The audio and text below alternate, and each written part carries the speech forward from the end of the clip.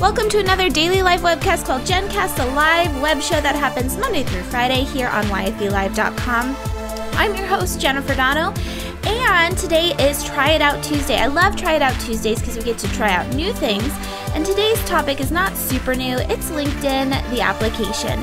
And if you're like me, you want to get more involved in LinkedIn, and most of us are mobile these days. So we're going to check out their mobile application, see what's going on, and really discuss why it is that we as young female entrepreneurs should be using this professional networking tool. So thank you again for watching. My name's Jennifer Donogh. I'm very grateful to have you here live. It is Tuesday, February 18th, and it's Try It Out Tuesday. So the LinkedIn application is going to be really interesting to go over, because I feel like a lot of us, especially young female entrepreneurs in our 20s, late 20s and 30s, we went into college and got Facebook, right? At least that's what happened, I think, with myself and most of us that are around this age. And we've kind of stuck with that as our social network. If you join a women's group, you're usually brought into a Facebook, like a private Facebook group. And so everything kind of happens within Facebook, which, you know, young female entrepreneurs is no different. We have Bootstrap Book Club, which is in a Facebook group. Some of our cities are all in Facebook groups. And I cannot stand Facebook. I really cannot. I brought this up in the past. And so the reason why I decided let's go ahead and do Try It Out Tuesday for LinkedIn is because it fits with my lifestyle change choice that I'll be making, and that I don't want to be opening up Facebook to network with people anymore. It's not fun. Now on my newsfeed, I get things like dying babies, this puppy's sick. This morning I opened it up and it's really sad, but a woman had written a huge paragraph about her divorce, and it's all just so unhappy and not relevant to why it is that I want to get onto Facebook. So LinkedIn is where I'm going, and that's hopefully where others are interested in going as well if you're watching this. So basically, I wanted to just go over a couple things as far as LinkedIn goes and why it is that I really want to pay attention to LinkedIn. So what happened was that last year, what I did was I got into the whole LinkedIn thing last summer. Funny story, because my brother's girlfriend, we were talking, and she was looking for a job, and she was using LinkedIn often. So, and that's kind of the stigma that LinkedIn gets, right? The idea that professionals use it because they're looking for other opportunities within organizations. And if you're an entrepreneur, that's not necessarily what you're doing. So the more I talked to her about this, the more I realized that influential people in organizations are on LinkedIn, especially people that are driven, ambitious, the people that we as entrepreneurs want to talk to if we're interested in collaborating with large entities. They're all on LinkedIn. And so with that in mind, I decided, okay, this is reason number one why I want to use it, is because if I'm interested in collaborating with larger companies, whether it's in stuff for young female entrepreneurs, or it's working with clients, because we work with live webcasting with larger organizations, I better be on there and have a presence. So that's one reason. And, you know, I've heard a few people speak on this too, that it's not just about reaching out for clients or for networking. I've actually heard a number of people use LinkedIn to get press contacts.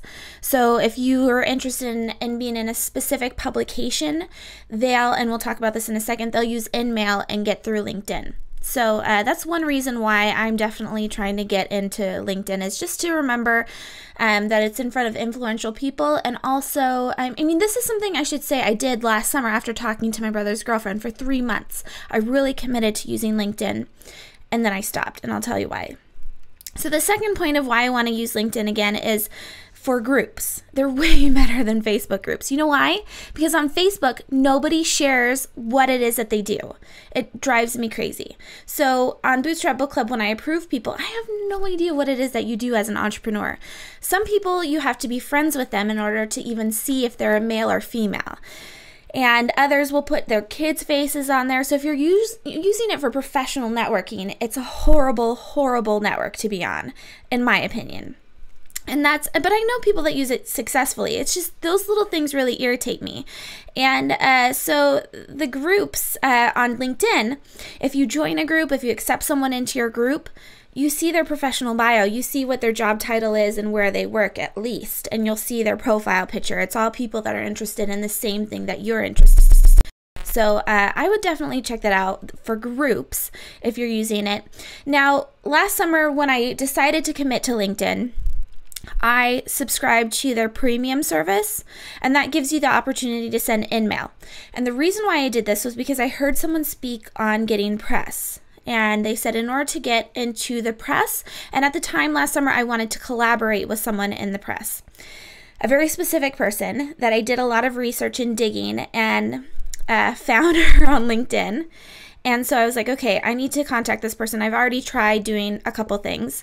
So, and I'll talk about that in just a second. But so I subscribed to LinkedIn to contact her through InMail because I didn't have a connection with her. And through InMail, I was able to actually know if she checked her email or her InMail and see if she actually read it. And so what they do is you pay for it monthly, and then if for some reason someone doesn't read it, you still get that credit back. I think they give you 7 days for someone to read it, and then you'll get the credit back so you can go and talk to someone else or reformat the message. There's a lot of advice too that LinkedIn gives on how to do InMail effectively, making short messages, that type of a thing. But InMail was something that I really thought was going to be useful for cold contacts. Reaching out to press, reaching out to potential clients, collaborations, that type of thing. Again, with people in larger organizations that you don't necessarily have the means to reaching out to. You can't just go to a website and find their name and email. At the same time, I've had better luck. InMail did not produce results for me. I had better luck going to Twitter and saying, you know, I'd love to get in touch with you. How can I do that? Just reaching out to them over Twitter. I've had way more better results. And then also, you can guess people's email addresses pretty easily nowadays. If you know their first name, last name, usually if they're part of a larger organization, make sure you look for the parent company, especially in press. So if it's a press magazine that you want to, a magazine, look to see who owns it, use that domain, and then their first name, last name with a period in between. 9 times out of 10, you can contact the person that way. And I've actually talked to, for those of you that have friends in corporate America, I've talked to one of my girlfriends about this. She's a buyer at Target, at City Target. And I asked, do you ever get people just out of the blue contact you to be in City Target? And she was like, actually, we don't, that's not something that they practice. They always go through distributors. But every once in a while, you'll get these random emails from people that do their research and they find out who you are. They guess at your email address and they get in touch with you. And she said that as a buyer, they're always looking for those home run underdog type stories that and she was using Chobani, I think it was, as a yogurt, something that Target picked up as kind of like that out of nowhere type of an email that came into one of the buyers, and that's now infamous within the buyers at Target, that story. So InMail wasn't a huge home run for me, but definitely check it out if it's something that you think is going to be an opportunity for you.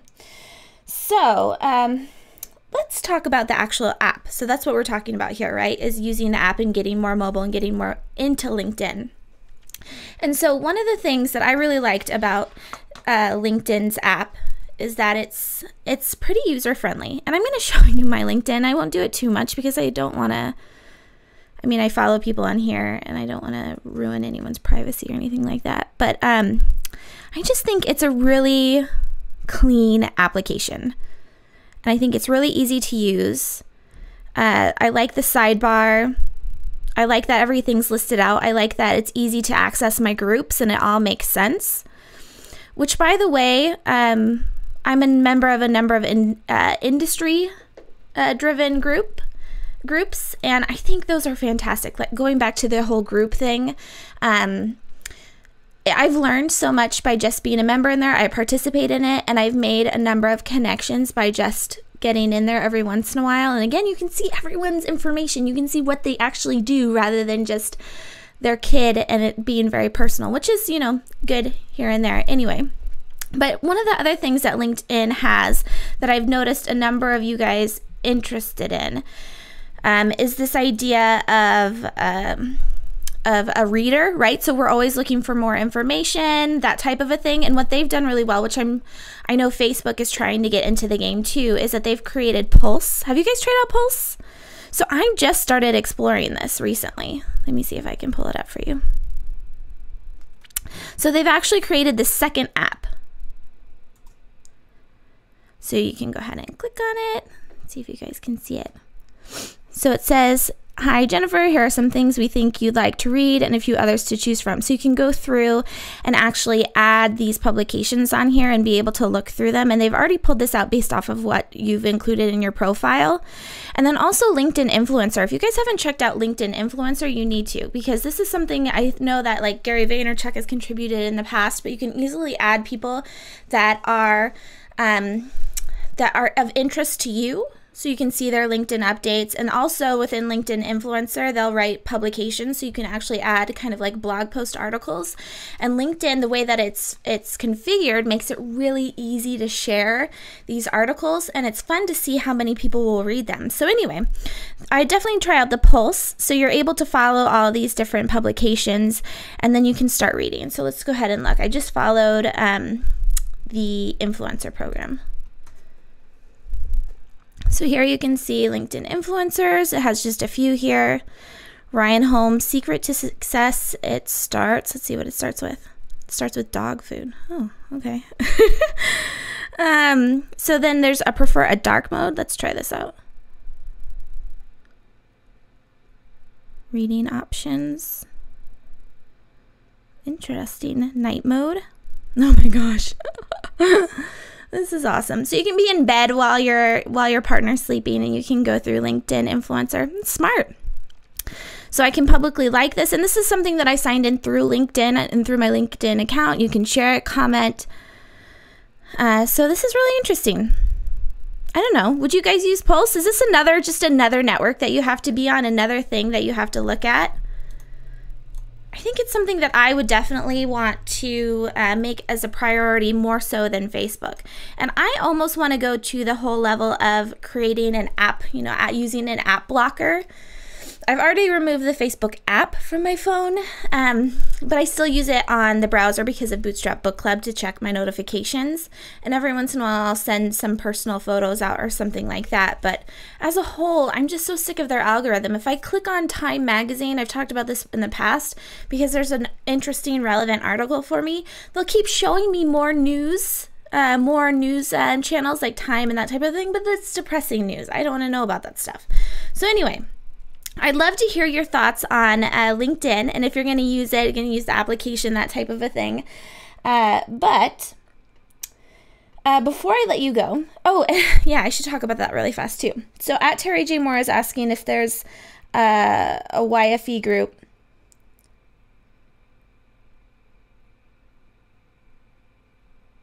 A YFE group for LinkedIn. And no. There isn't. I mean, there's LinkedIn, a young female entrepreneurs group, and there's one that we used for YFECon a couple years ago. And I'm not interested in moderating a group on LinkedIn. I want to use it personally, and I don't want to have to check one more place. So I'm trying to figure out, for all of you that are watching, I'll make this really quick because I don't want this to be totally part of the show, but I'm trying to figure out how to move all those groups off of Facebook into our own application so that you'll use a young female entrepreneurs app. I know, one more place, but I promise it will be a lot better than having to go in and check Facebook. And I actually want to, if I'm going to go in, I want to actually do stuff in it. So anyway, just hold tight. We'll figure it out. So anyway, you've been watching Try It Out Tuesday with Jennifer Donogh. This has been on the LinkedIn application. We went over LinkedIn app very quickly, but definitely try it out some more. Hopefully you guys can check in with me and let me know what you're doing. If you found out anything cool, comment below if you have any cool LinkedIn tips, because like I said, it's something that I'm interested in getting back into. I probably won't be using LinkedIn Premium again, but if you do, let me know. So tomorrow's guest is Cami Lisenby. She's from Organizing Experts. She's a service-based business that has been able to successfully scale into multiple states.